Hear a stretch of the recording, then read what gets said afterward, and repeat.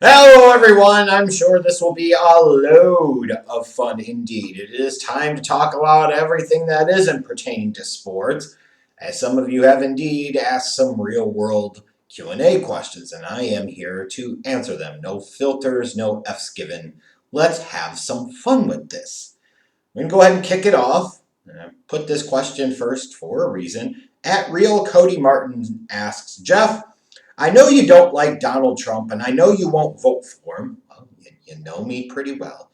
I will. Well, good for you. However, will you at least admit he has done some good things, such as peace with North Korea, the First Step Act, got the 2028 Olympics in Los Angeles, etc., etc. So, I believe I have said before, and if I have not, let me make clear. When it comes to North Korea, I think it is a great foreign policy achievement that the president actually was able to meet with Kim Jong Un. And the fact that there was dialogue there. I've talked before, and I'm sure it gets laughed about, but in all seriousness, what the hell harm would it do? He should have appointed Dennis Rodman to be the ambassador to North Korea. Like, seriously. That I'll never take away from him. Like what that means or what real impact that's had or anything like that. Like it's one of those things. It's like that saber that can rattle against the cage every once in a while that both Democrats and Republicans have used over the years, but it really doesn't mean much. But the fact that there was actually dialogue in-person discussion, I think is a victory for him. There is no question in my mind about that. The First Step Act. Now, this is the same legislation, mind you, that he initially opposed. You could say, well, he helped bring it across the finish line because of the cult of personality that is around Trump and how he has overpowered and taken over the GOP. And that certainly is a true statement on all levels. But you're giving him credit for the First Step Act when it wasn't legislation he was initially pushing. It wasn't legislation that he introduced. If you're going to do that, then let's be fair, consistent, and actually accurate, which I know is a problem for you and other Trump supporters. Then you have to give credit to the folks that actually did help bring this to the finish line. Folks such as Dick Durbin, folks such as Chuck Grassley, folks such as Cory Booker. Those were the senators that kind of helped build the coalition. I think Mike Lee from Utah, if I'm not mistaken, was the other one. You see what I did there? Was I actually used facts. A nice concept, isn't it? But if you're going to give credit to Trump, sure, he eventually came on board after Kushner and others, were encouraging him to get on board with this. He eventually got on the right side of it and signed it, and that's cool. Like that's a good thing. But you're acting like this is solely and entirely because of him, and it wasn't. As far as the 2028 Olympics being in the U.S., if you remember correctly, and again, I'm going to use facts here, which are certainly very dangerous to the maggots of the world. Trump wanted the 2024 Olympics in LA. He wanted them as kind of like the crowning jewel of his second term of his presidency. That didn't happen. Paris got him in 2024 and he got him in 2028. Now, never mind you the fact, apparently, Trump got the deal done, even though he really didn't do crap to do it. Even though LA was already in consideration and passed the first round of voting back in 2015. And then by the time you get to 2017, Paris wins 2024, and LA was the only one in consideration for 2028. It's almost like they wanted to give it to LA, but because of Trump, they waited 4 years. The hell is so hard to see about that? So you're giving him credit for something he had little to nothing at all to do with. And in fact, you could potentially argue that in some way, shape, or form, correlated to him, he's the reason that 2024 didn't come to Los Angeles and it was 2028 instead. I mean, you take out of that whatever you want. But here's the deal. Like, why do I have to be the one that's questioned about, hey, at least admit some good things he's done? You'll actually see me, Cody, as you might conveniently forget, that when I see people saying really hyperbolic or just really idiotic and factual things about the president, such as he's the worst president of all their lifetime, the worst president of all time. He's killed this and he's killed this business. I'm the one that calls that bullshit out too. When do you ever do that? When do those like you ever frickin' do that when it comes to conservative or right-wing idiocy? I do it with left-wing and lefty and liberal idiocy. When the hell do you ever do that? So I redirect to you. Tell me 3 good things that Obama did. You could admit, like, that could be challenging. Like, I could admit as an Obama voter that he was a disappointing president. He absolutely was. For those clowns on the right that think he was worse than Bush, you are clowns. For those clowns on the left that think Trump is worse than W. Bush, you are also clowns. Like, we should be able to ground ourselves on a certain basic set of facts here. And what's so disconcerting to me is how the lie has become the norm. It's almost that Hitler philosophy. If you tell the lie enough, you tell it loud enough, and repeat it enough, eventually people start to believe the lie. And that's exactly what's happened here. Like, imagine sitting there saying that he did the First Step Act. He didn't. He got the Olympics in the U.S. in 2028. He didn't. Like, stop. Good Lord. Peter Kuzmensko asked, how are you doing today? I'm recording this on a Sunday. You know what? Getting ready to start a vacation in a day or two. I'm feeling pretty good, thank you. Made some decisions in terms of my professional life where I'm not working the 80, 90, in some cases almost 100 hours a week anymore. They don't want to promote. Then I don't want to promote doing more for them. So I've changed my schedule, working 4 days a week. So I'm off Friday, Saturday, Sunday, back the way it used to be before I was in management. I'm loving it, personally. Feeling good right now, man. Thank you. At Keys 10 asks, will the United States ever apologize for the atrocities it committed towards natives and slavery? You know the answer. Everybody watching this video knows the answer. And it is kind of tricky. Let's be clear. It is a little tricky. Because should folks who are descended from those that weren't even a part of those atrocities, let's say those that come from family backgrounds where their families immigrated from, let's say, Europe in the late 19th or early mid-20th century, like, should they have to be a part of the apology for that? Not necessarily. Did they have any direct relation to that? No. Like, my family's got background from Ireland and Finland and Germany, and they weren't here for those times. It doesn't mean that I can't admit that those were atrocities. And I think the whole thing, well, you've got to view it in the perspective of history. No, wrong is wrong. Like, wrong is just wrong. Your moral standards shouldn't necessarily change just because of the times that you are living in. You should be able to be on the right side of the fence the first time. When you think about something such as reparations, like, that's an incredibly slippery slope in and of itself. Like, sure, it is owed. There is no question that it is owed. But you've almost gotten to the point where you were so far removed from it, like, it now then does it inherently create a disadvantage for those that don't get those reparations? I'm not just talking about white folks either. Or is it something where you make an argument that it helps level the playing field a little bit? I mean, there's certainly an argument to be made there. But then what's the cutoff? Like, what does that look like? How do you truly identify who is impacted, what level of impact? Like, there's just a lot of things. But should the country apologize? Now, maybe in one way it's therapeutic. Maybe in one way it's symbolic of something. But our best apologies are going forward and being better. In actually teaching the history of who we truly are and what we've truly come from and what has truly been done and what continues to be done. It's not to sit there and apologize for stuff that happened 150, 200, 300 years ago and then pretend like with a whitewash that everything is just hunky-dory fine now. You can't do that. You take down the monuments to the Confederates. We don't celebrate traitors in this country. If we can't agree on the slaveholding part, then at least let's agree on the fact that you don't celebrate the traitors. Because if you do, then let's erect Benedict Arnold statues at West Point and all over throughout the country. The Rosenbergs, why not? Erect statues to them and so forth. Let's put up statues of Edward Snowden. The weird thing is some people will probably be okay with that. At Dane the Funky Homo Sapien, what is the best breed of dog for a first-time pet owner? You know, there are certainly some breeds that could be a little more challenging if you are a first-time pet owner.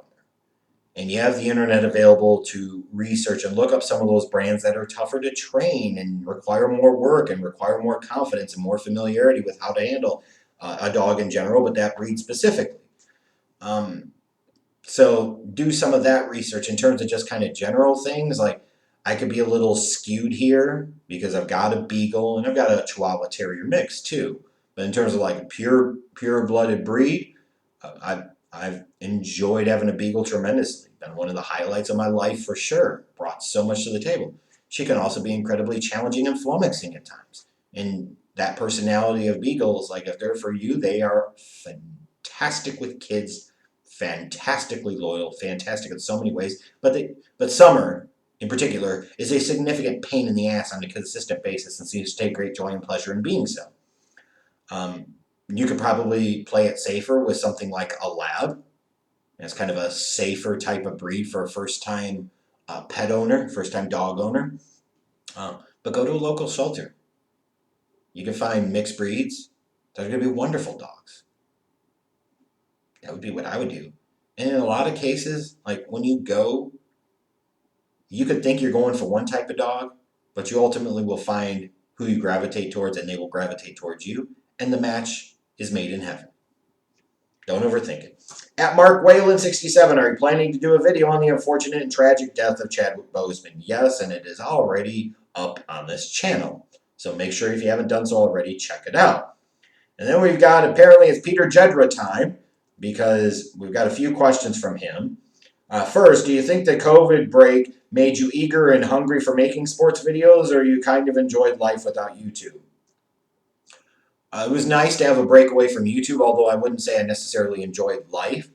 But after a while, I started getting the ants in my pants again. Like, it's time. I want to get back into doing this. Like, I need something to provide balance in my life. I need some type of hobby, something to do with my time. It gives me something else. And this gives me something else. It's pretty much all the only other thing I've got. So it was time to come back. It was nice to have the break away, but it also kind of helped kick me in the ass a little bit, and I needed that, frankly. Have you ever had minor or major problems in real life because of what you said online? Having channels and other social media hacked. People calling my phone and making threats and death threats and everything like that. And consider those more minor problems. And maybe that's just me. So yes, I've had all of that over the almost decade of being on YouTube, but unfortunately it just comes with part of the territory. You know, I'm not somebody that necessarily says something that is very amiable or kind of middle of the road all the time. So, as it comes with the turf. Have you ever legitimately regretted saying something online? Not like being wrong about player X who turned out to be a bust, but seriously thinking I wish I could take that back.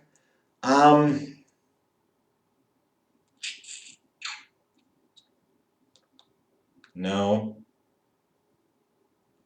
Because everything said is an opportunity to learn, both good and bad. So even bad things I've said, inaccurate things that I've said, ignorant things that I've said over the years are all an opportunity to grow, learn, improve, and get better. Which is a thing I do hate about cancel culture. It's you make a mistake, now we're going to trip you up, we're going to make you eat it and like the taste of it for whatever undetermined length of time, and there's absolutely no redemption for that. Like, I even think about how much I've changed as a person over the past 8, 9, 10 years, so things I might have said back on YouTube in 2011 and 2012, I might not say now. You know, like, that might have been something that I said or might have been something that I believed at that time, but doesn't necessarily represent who I am now. And that's okay. Like, I don't know. Regrets, though? Probably not.